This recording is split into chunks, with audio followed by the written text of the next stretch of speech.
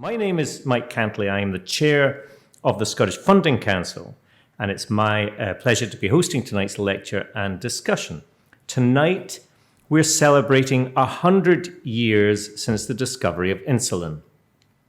The discovery of insulin was actually made in 1921 and transformed diabetes treatment from what was effectively a death sentence to a treatable chronic condition. The breakthrough work was performed by the University of Aberdeen Medical School graduate J.J.R. Macleod, an expert in carbohydrate metabolism and diabetes, along with a gentleman called Frederick Banting. These gents were subsequently awarded the Nobel Prize in Physiology or Medicine in 1923 for the discovery, of course, of insulin.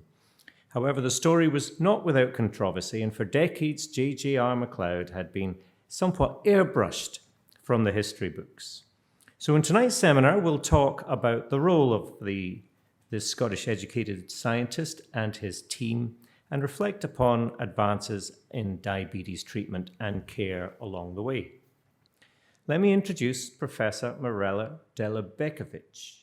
Mirela is the Dean of Research at the University of Aberdeen and is the Director of the Aberdeen Cardiovascular and Diabetes Centre.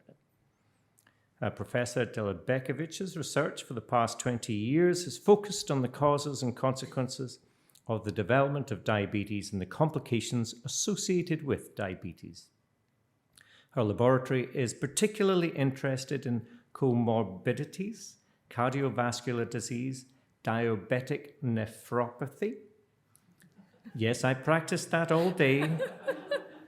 Diabetic foot ulcers, I could cope with that one, and also non-alcoholic fatty liver disease. In more recent years, she's been investigating the molecular link between diabetes and Alzheimer's disease and how these are regulated by nutrition and aging. Professor Delebečević sits on several national funding committees, including the British Heart Foundation, Diabetes UK, Bart's Charity, and the Diabetes Research and Wellness Foundation. Ladies and gentlemen, please welcome Professor Mirela Delebečević. Thank you so much for that very kind introduction, and it's just such a pleasure to be here tonight. I think this is a lovely, cozy audience, so please feel free to ask questions at the end or throughout if you feel like it. And I put a timer on to stop myself from speaking more than 35 minutes because we do want to leave enough time for questions. And just like it was introduced a second ago, I want to present the historical perspective of how this miracle drug was discovered, talk a little bit about the role of the Scottish educated scientists within this, and not just J.J.R. Macleod, but also tell you something that's going on right now across Scotland. So I will be presenting a little bit of research from the University of Edinburgh, University of Aberdeen, and some from University of Dundee. I had to cut it down to keep it to the East Coast because we just don't have enough time. Happy to answer questions about what goes on in Glasgow and elsewhere. So these are just my disclosures that we now have to present before any talk. And as I say, this is, in my opinion, the biggest discovery that we have had. I know we are celebrating 100 years since the discovery of insulin, but this is a boy that we will come back to, Leonard Thompson, age 14, who was basically on his deathbed from having type 1 diabetes. And at that time, if we hadn't discovered insulin, he would have passed away, but we will come back to him. So I just wanted to give a couple of slides on the historical perspective. So it's not that diabetes is a modern phenomenon or anything like that. We have known for centuries that diabetes had been around, and actually there are some papyruses from 1550 BC, Egyptian papyrus, that talk about this rare disease that caused the patients to urinate frequently and waste away and lose weight very, very quickly. And diabetes stands for siphon, and it was first used by the Greek physicians. Apollonius of Memphis, about 250 BC, and Aretias the Capocide in the 2nd century.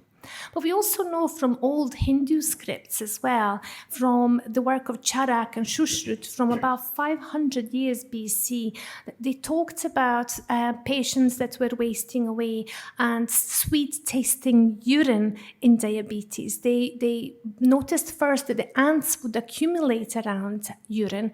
Therefore, they tasted it and realized there was sugar in it. Rest assured that we no longer have to do that. We also have some Arabic scripts that talk about sweet-tasting urine, and in those days, again, it was had diagnosed by tasting it. But then, kind of later on, we've got scripts from 1700s talking about sweet-tasting urine. But the name mellitus, so diabetes mellitus, or mellitus standing for honey, was actually added by an Edinburgh-trained surgeon, Professor John Rollo. But we really gained greater understanding of what goes on in a disease kind of later on in the 1800s. So there was greater understanding of the glucose or sugar metabolism and physiology of the disease from the work of Claude Bernard.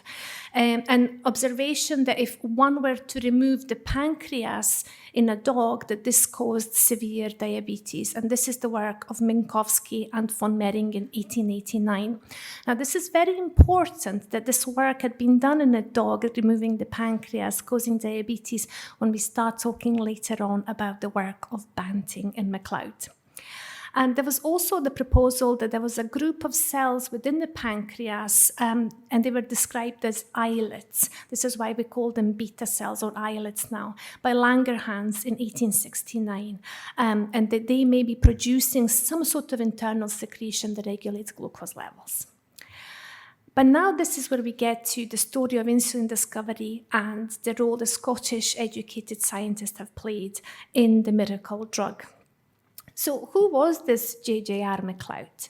So his full name is John Ricard Macleod, and this is a picture of him at the age of 11, circled in red. This is the research that Ken McCarty from the University of Aberdeen, retired endocrinologist, had done on J.J.R. Macleod, and you can get the whole story on the website that is quoted at the bottom. So J.J.R. Macleod, at the age of 7, moved up to Aberdeen because his father was a clergyman, and he got a post in Aberdeen in a church to be there, to be a reverend. So he attended Aberdeen Grammar School, and then later on, he was excelling through the grammar school. He entered the medical training within the University of Aberdeen. He was based here on the left. I'm sorry I have to sit, it's a little bit set up like this. He was based, this is Aberdeen Grammar School on the left, but he moved to Marshall College, where the medical school was based, and he graduated with distinction. He was an absolutely amazing scholar, so much so that he won an Anderson Scholarship for a year, which after his graduation took him to Physiological Institute in Leipzig, where he did physiological research. After that, he came back to Aberdeen, where he worked for a few years before he went to train further as a physician and physiologist in London. So this is the picture on the right, and in the middle is the institute in Leipzig. He did a lot of research and was getting more interested in carbohydrate metabolism, and so much so that he was publishing work and got recruited as the chair of physiology at the Western Reserve University in Cleveland, Ohio, at the age of 26. Even in those days, that was very young. He stayed 15 years at the University of Cleveland in Ohio, really getting into research in diabetes mellitus. This is what he was really interested in, and he published many works. He first published a book chapter on diabetes, then started publishing papers correlating international leading field in diabetes to his own research. And this amalgamated in a single author published book as presented here, Diabetes, Its Pathological Physiology. He became the expert in diabetes research worldwide. However, for 2 years, the University of Toronto was trying to recruit him as well. So in 1918, he actually took up a chair in physiology at the University of Toronto, and immediately was elected the Fellow of the Royal Society of Canada and was Deputy Dean in research for 7 years. He continued with his scientific presentation and was really well known for his diabetes research, and was working on topics like heat and cold exposure, carbohydrate metabolism, regulation of blood glucose, etc. But this is now where we get into the background of the story of insulin discovery. None of this was really unearthed, none of this was really known until a Canadian historian in 1987, I think, wrote a book on the discovery of insulin. Everybody, when they talk about the Nobel Prize winning work and the miracle of insulin, they talk about Banting and Best. Macleod had been erased from history books for many, many years, but there were 4 men involved in this research. So we have here in the middle, J.J.R. Macleod. On the right, we have James Collip, who was a chemist and crucial in this whole discovery. We've got Charles Best, who was an undergraduate student helping out in the lab, and we've got Banting. So a little bit more about Banting. So Banting was born on a farm in Ontario in Canada in 1899. He studied medicine in Toronto, and in 1916, during the First World War, the whole generation was rushed through to finish earlier so they can help with the war efforts. He served in the war, was injured, and then went back to his medical training, where he trained as a surgeon for a year. And after a year, he wasn't offered a position to stay on, so he went to become a general practitioner. During that time, he also had to do some teaching, and during his teaching and research on different topics in pancreas, he started being interested in diabetes. And he wrote this note here, dated October 31st, 1920. Diabetes, ligate pancreatic ducts of dog, keep dog alive till lacenite degenerate leaving islets, try to isolate the internal secretion of these, and relieve glucosuria. Now, he thought this was a great idea, but as I said earlier, Minkowski and von Hering had done this many years ago, more than 10 years before that. But he came with this idea to Macleod because it was suggested to him that he was the world expert in diabetes and diabetes physiology. And like any good scientist, we always are keen to take on students who are interested and scientists that are interested, and he took him into the lab. Now, before I go back to what happened there were also 2 other near misses in regards to insulin discovery and possibly a cure for diabetes prior to that. First one being from another 2 Aberdonians. I'm sorry if I'm just talking too much about Aberdeen here. It's just one of the reasons I went to University of Aberdeen after my training. But this is the work of John Rennie and Thomas Fraser. So they had read Macleod's work and really were interested in glucose metabolism, carbohydrate metabolism, and had read the work of Minkowski where the pancreas had been removed and obviously diabetes was caused. And they thought, well, if one could get a lot of pancreas, perhaps we could infuse that into patients and that would cure diabetes. Now, they used fish pancreas from Aberdeen Fish Market. I mean, great idea, why not? The problem here, what they did is they boiled the extract. So they had all these pancreas and then they boiled the extract and gave them by mouth. Now, none of the patients that they tested it in recovered. So they had a number of reasons of what might have happened or why they had not recovered. But they didn't dispute the theory that pancreas might have something to do with it and that it may have a cure. But a year later, there was a work from George Zulzer, who actually took it to the next level and did not boil the extract. He basically mushed up the pure pancreas and he gave it to a patient intravenously. And that was the right route, we now know, obviously. But the problem was that the extract, the pancreas as it was mashed up, was impure. So in the first grown-up patient, a 50-year-old, it says there, I can't quite see, who had had diabetes for about 3 years, it caused vomiting, increased temperature, but the glucose levels went down. After a while, it stopped working and the patient passed away. He then had another really sick patient, a 6-year-old boy, whom he gave a slightly lower amount of, again, pure mushed up pancreas intravenously. The boy again had really high fever, inflammation, but actually he was recovering. He started gaining weight and his blood sugar levels went down. And he was fine as long as he stayed in the hospital. Once he was released from the hospital, after a few weeks, the boy passed away, unfortunately. Now, so this has been done before. This is 1906 and 1907. In 1920, Banting came to Macleod to say, ligate the pancreas, do the secretion, cure diabetes. So Macleod took him into the lab, and at that time, he had taken on a chemist in 1921, Collip, as I said earlier, who was really an expert in protein chemistry, but he also had a physiologist undergraduate student, Charles Best. So he gave him the undergraduate student, and for the summer, he showed him how to do surgeries in dogs and how to isolate pancreas and ligate them and purify them. This work went on.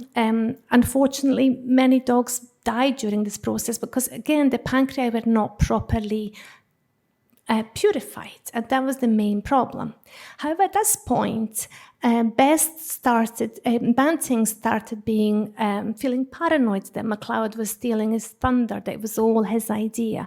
So before the purified extract was ready for injection into a human, in December 1921, Banting and Best proceeded to give an injection, actually by mouth first, to a patient. The patient did not feel well at all, and there was no saving from diabetes. It was only once Collip came in and Macleod suggested that he purifies the pancreatic extract using ethanol extraction, that pure insulin was generated that could be used in January 1922. Right. This is why we are celebrating 100 years, because that was the first time that it was actually used therapeutically, 23rd of January 1922. The boy that I showed you at the beginning, Leonard Thomas, this is the same boy after 3 months and the injections. So this is the miracle of insulin. They managed to find the drug that could save millions of lives ever since. The discovery of insulin and Nobel Prize, however, was still very controversial because the Nobel Prize awarding committee in 1923 decided to award the prize to Frederick Banting and J.J.R. Macleod and not the other two. Banting was absolutely furious with this and first refused to take it, but then he took it and shared his half of the prize with Charles Best. Macleod did the same, but he shared it with Collip, because without Collip's pure insulin extract, there would have been no cure. So, controversial story. But there have been a few more Nobel Prizes ever since. So the structure of insulin, and it's quite a simple peptide really, is two A chains, A chain and a B chain and a peptide linked together with these red lines, which are disulfide bonds, were uncovered by Sanger, who got a Nobel Prize for it in 1958. And without this structure of insulin, we would not be able to have now insulin that is just synthesized that we can inject easily. Eli Lilly obviously was helping out with the efforts immediately, but the structure really helped to now move from bovine and porcine insulin to being able to make it synthetically. But the final little bit of controversy in my opinion, is Dorothy Hodgkin's work. So Dorothy Hodgkin is a British scientist who deciphered the 3D structure of insulin. Now, she got a Nobel Prize for her 3D structure of penicillin and vitamin B12, but she did not get a Nobel Prize for this major finding of how what insulin looks like in 3D in the body itself. And this was really crucial knowledge for us, because if it hadn't been for this knowledge, we wouldn't be able to make insulin analogs, so have longer acting, shorter acting insulin, etc. But the Nobel Prize that J.J.R. Macleod got, he brought back to University of Aberdeen. So what happened is that the lobby of Banting, unfortunately, had eventually pushed him out of Toronto. He came back to University of Aberdeen to take up a chair as a Regius Professor in diabetes in physiology, and retired from University of Aberdeen. He left us his Nobel Prize. We keep the replica in our institute, and we've been celebrating the different events throughout the year, to be honest. We've made it a whole year of parties. And the nicest thing for me personally is that last year the Royal Mint actually acknowledged this miracle drug, and they released a 50-pence coin celebrating 100 years since the discovery of insulin. And I was really honored to act as a consultant in the project, where we could talk about the science, but we could also talk about the controversy and really properly acknowledge not just Banting Best and Collip, but also J.J.R. Macleod. And I have one of these coins. I think you can still buy them.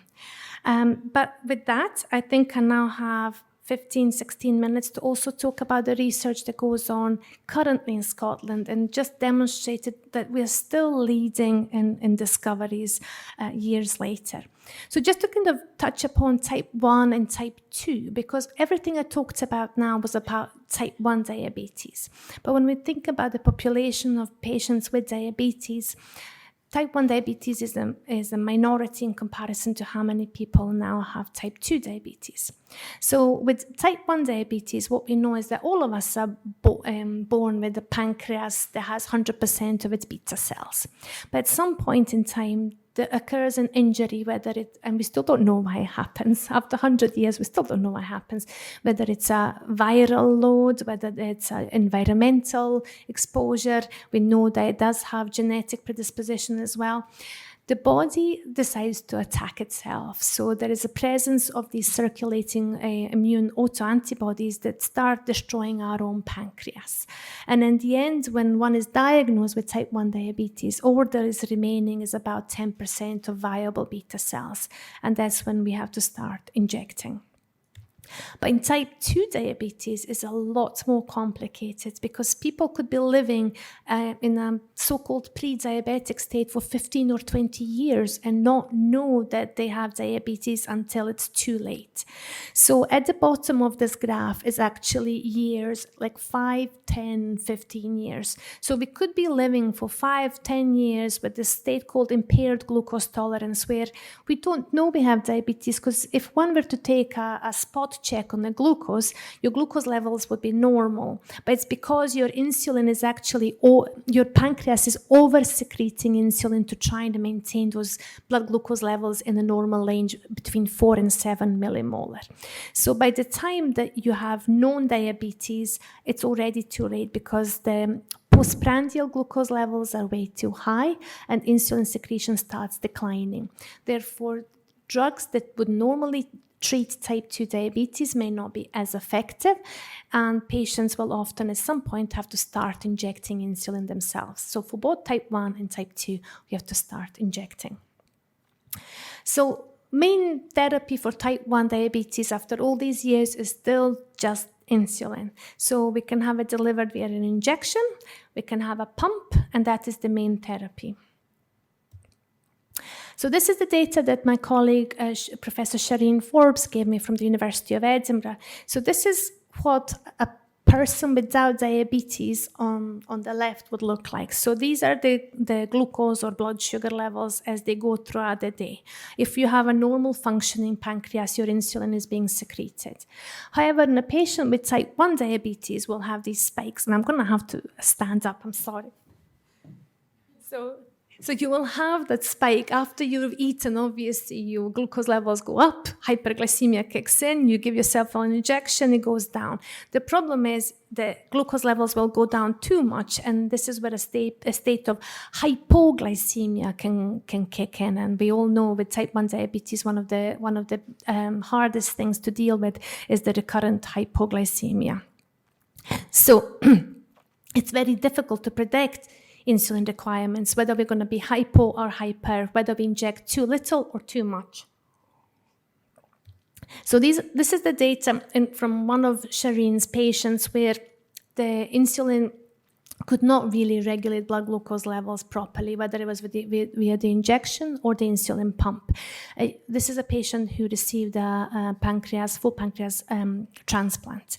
So this is before the transplant. If you look at the glucose levels, they're all over the place. It doesn't matter that the patient is on the pump or injecting. If you look in the blue zone is where we want to be. This is the normal blood glucose levels, as I say, between about 4.6 or 3.9 to 7.3 here on the scale. But her blood glucose levels are constantly up or really low. This is the data underneath after she received her second transplant. We can see that the patient has completely become insulin independent. And this is the procedure that one undertakes in transplant. So human donor pancreas is used, normally 2 per transplant. The beta cells or the islets have to be purified, and only the purified islets can be used in the patient. So the patient receives the pancreatic beta cells via the vein in the liver, and this is infused into the liver to allow repopulation. So these are the data from Edinburgh showing that in patients 1 year post-transplant, if we can look here at severe hypoglycemia on the left, we can see that this patient had massive cases of hypoglycemia, but 1 year after transplant, there are no events at all. And then we also have improved awareness of hypoglycemia, because as I said, in type 1 diabetes, one of the major problems is that not only do you have hypoglycemia, but you're unaware that it's coming along and it's too late. So a family member needs to be around to help out. So this is patient data 1 year post-transplant. We can see that awareness of hypoglycemia is significantly improved post-transplant. And what's been found is that 1 transplant is not really enough, that having a second transplant within a really short period of time of 3 months is the optimum time to try and achieve insulin independence. But there are many challenges in islet transplantation because we don't have enough donors. As I say, for each transplantation, one requires at least 2 transplants, two donors, and there's just not enough available human pancreas to do this for every patient that may require it. There's also an increased risk of, because the patients have to be on anti-rejection drugs for the rest of their lives, there is a 4-fold increased risk of cancer, which is why the procedure is only approved for adults. We cannot give it to children. So that means that we have to make islet transplantation better. We either need to have more donors or we have to find other sources of islets. And this is the new research that I wanted to mention. So the first research comes from University of Aberdeen, from our Aberdeen Cardiovascular and Diabetes Centre. And this is Professor Kevin Doherty, who was until recently Regis Chair, Macleod Regis Chair within our building.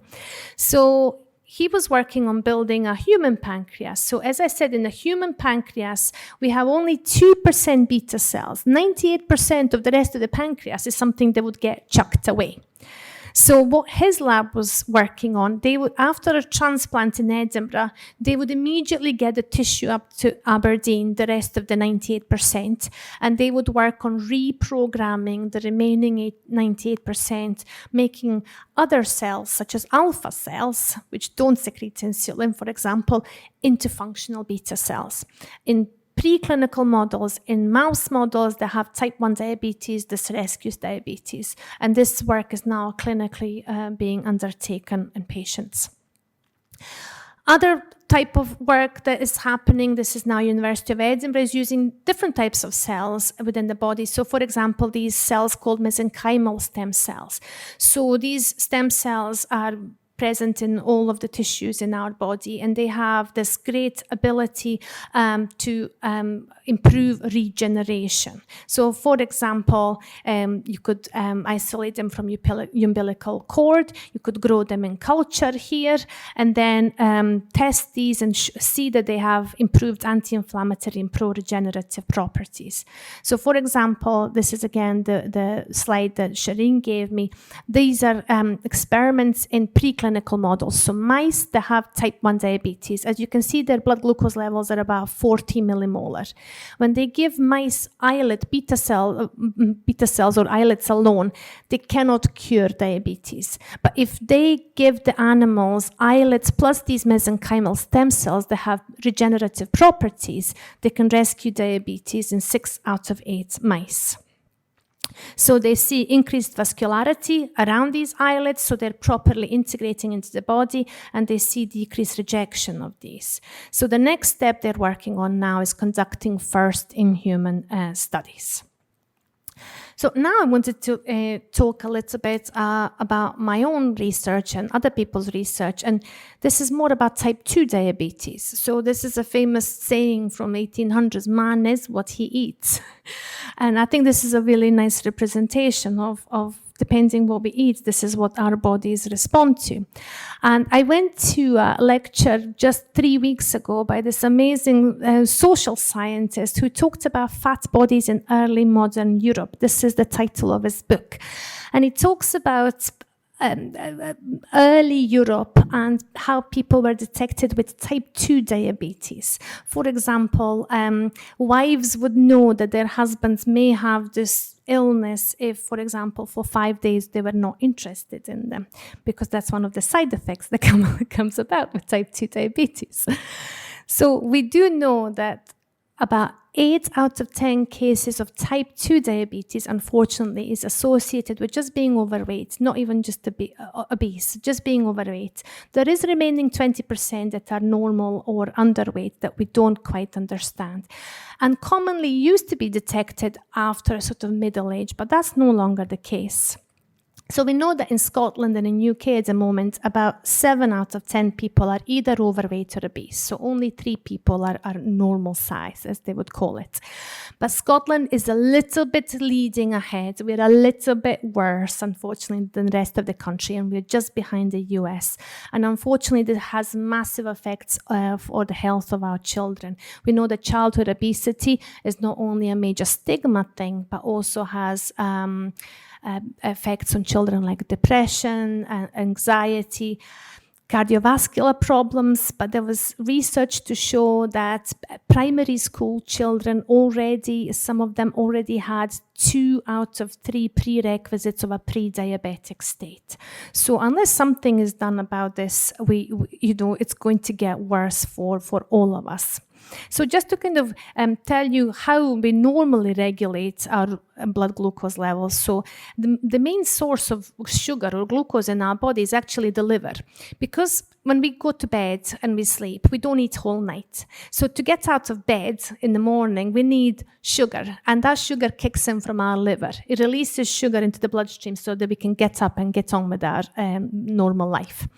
When we eat food, so for example here, carbohydrate-driven foods, our pancreas kicks in to secrete insulin. It stops the liver from kind of shunting this glucose into the bloodstream and allows the glucose to be taken up into muscle, for example, so that we can exercise later, or be stored as fat tissue. And this is where the fat tissue comes in. As the fat tissue gets larger and larger because we are eating more and more frequently, the insulin has to keep pumping out that insulin all the time, we are storing more fat or fat cells. And these fat cells themselves are like a organ itself because it secretes hormones. So just like pancreas secretes insulin, our fat cells secrete hormones that actually make our body not respond to insulin properly. And this is called a state of insulin resistance. And obviously associated with comorbidities like heart disease and kidney failure due to diabetes. So the research within my laboratory is all about type 2 diabetes. Why does it develop? At which point can we intervene to actually stop it from progressing? So we work a lot with the dietary manipulation. So for example, on the right here, I'm showing you lots of green leafy vegetables. So we work with a formulation of the diet that would be similar to a vegan style diet.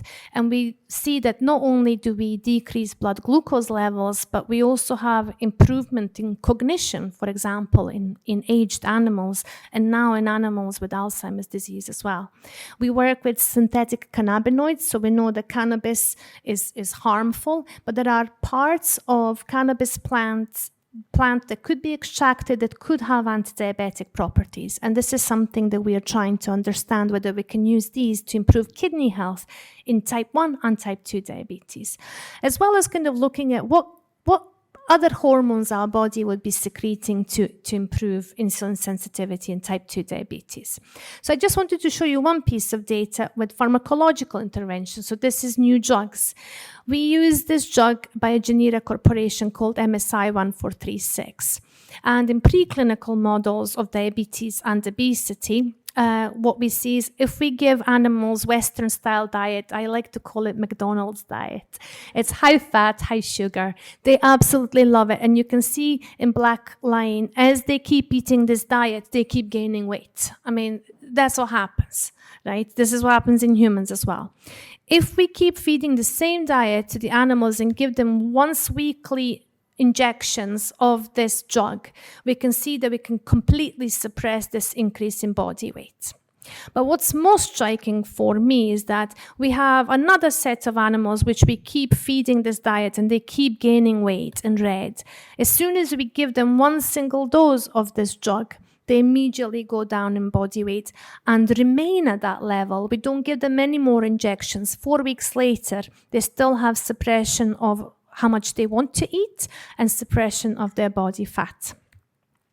And also throughout past few years, what we find is this lowers lipid levels. So we found that this drug has really positive cardiovascular effects.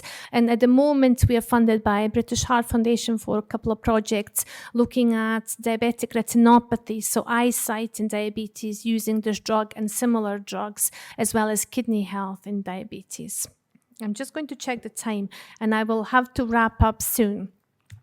We have other researchers within Aberdeen Cardiovascular and Diabetes Centre that work on other kind of nutritional aspects. So, for example, vitamin A. We know that mangoes, carrots, peaches, pumpkins are all really good for us. But why are they good for us? So they have these carotenoids within them, and vitamin A is a major component. And we know that one sign of malnutrition is low vitamin A status in individuals. So a colleague of mine, Dr. Modi, works on this drug that mimics vitamin A, and it's called fenretinide, and it's actually in clinical trials for breast cancer treatment.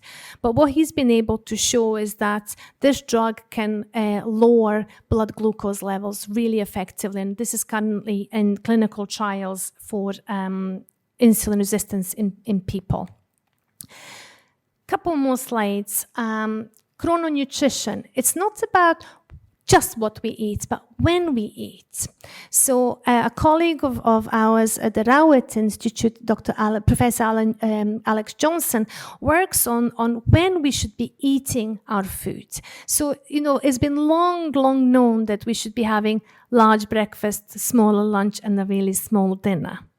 But it's kind of been dismissed. And as we live in a society where food is constantly available, we've kind of ditched that, and we've actually swapped around. Loads of people might even skip breakfast.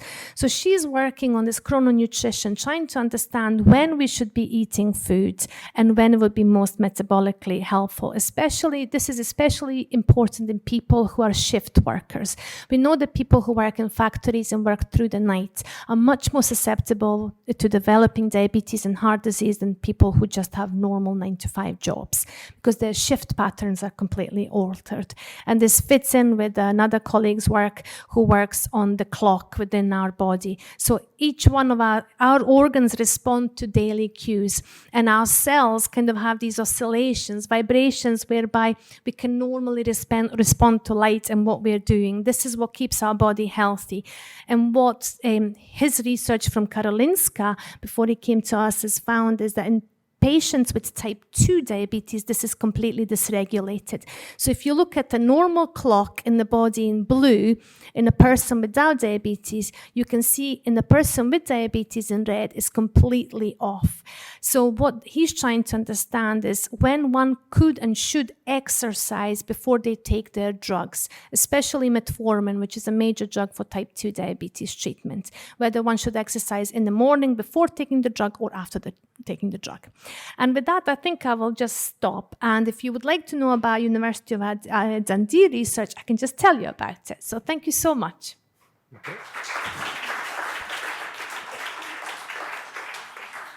Well, very prompt. We have 5-10 minutes of questions or points if you'd like to make any. Would anyone have a question you would like to raise? And if so, there's a microphone. We've got a couple from down and here. then second. Good evening. My name's Gordon. I'm type 1 diabetic, and I'm on insulin, okay, which is good. I'm also fitted with a Libra sensor. Great. Fantastic. But the question for you is, when is the right time to inject insulin? Is it half an hour before, and why? Half an hour before you eat? Because that gets quite difficult in the calculation if you're eating out. Yeah, this is a really tricky one. So I'm going to do a disclaimer that I'm not a medical doctor. I'm a PhD in biochemistry. So whatever your doctor recommends, your endocrinologist, that is what you should do for your treatment. Because as we know, for each person is also going to be different. And this is something the University of Dundee specializes in, is personalized medicine. So each individual is going to know when they should be eating their carbs and when they should be injecting, etc. So I can't advise you on that. I just thought I would put that disclaimer out immediately. So I don't know. But whatever works for you and your physician, that's what you should be doing. Okay. I'm sorry. Yeah. Did you have a question? Oh, sorry. I'm sat next to the You're speaker. loud. Yeah. I'm not sure it's... No, it's good. Okay, sorry Yeah. then. Thank you very much. That was really interesting talk and fantastic to hear about, all the history behind the invention and really inspiring. Can you tell us about where you think the next big breakthrough in this area is going to come from and give us a kind of insight into the future? Absolutely, thank you. So, Diabetes UK had a big call out a few years ago looking for labs that could look for potential cure for diabetes in the form of vaccination. So there are labs in the world who are trying to work on vaccines as a kind of as protection against development of diabetes in the first place. Where that's got to so far, it's still in its infancy, I would say. There's still not been major developments, but this is something that there's been more and more research in regards to the immune system and the role of the immune system in type 1 diabetes, what we could be doing now to prevent type 1 from kicking in the first place. JJRF have had quite a few calls looking for biomarkers of type 1 diabetes. We have responded to one of the calls through UKRI as well. We know that patients who develop type 1 diabetes, some of them already have circulating biomarkers within the bloodstream for years, not just months, but for years beforehand. So if we could have kind of regular screening regimes where we're looking at the most susceptible individuals, like in Scotland, we really lead on this with the C-peptide screening now. And we're the first country to do this, and everybody's looking to us. We could be doing the same with the biomarker discovery. But in regards to other research, as I say, we're looking at kind of novel ways to deliver type 2 diabetes drugs. One of the things that are quite interesting is, while so many people have type 2 diabetes, there still aren't very many good drugs that work. So metformin is the first point of call, but loads of people are metformin non-responders, so they just don't respond to it, about 50%. So what do you do with those individuals? And also people who do respond to metformin after a while stop responding, so then you have to start adding secondary and tertiary treatments. So we need improved medicines that are affordable. I had a really nice conversation with one of my clinical colleagues who said, you keep working on your stuff, Mirala, but I can't afford to prescribe anything but metformin to my patients. And that's a massive problem, even when we think about insulin, right? So University of Toronto sold the patent that they hold on insulin for $1, but we still have people in the United States who can't afford insulin for their type 1 diabetes treatment. So it should be affordable worldwide. Sorry, just thought I would go into that. Yeah. Yeah, I don't know if you noticed, it's was in the legislation that the Senate passed last night. So Excellent. there. Yeah, yeah. Any other questions or points? Here we go. Question here. So thanks, absolutely fascinating. I read the Nobel Prize in marketing, but beside diabetes is 60 years next year, so we've been through that whole. Yes. So working globally, this is also a global catastrophe, really, and it seems to me it's got to come back to the diet issue. And part of the case is we're looking at these medications that can deal with sugar.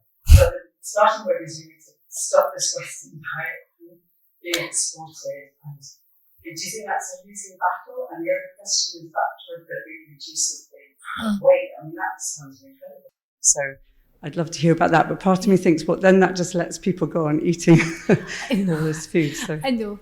It's a really difficult and interesting question. So, there are loads of people who work on breastfeeding rates, for example. So there is an association between increase in general in metabolic diseases and a drop in breastfeeding rates in the Western world when we think about that.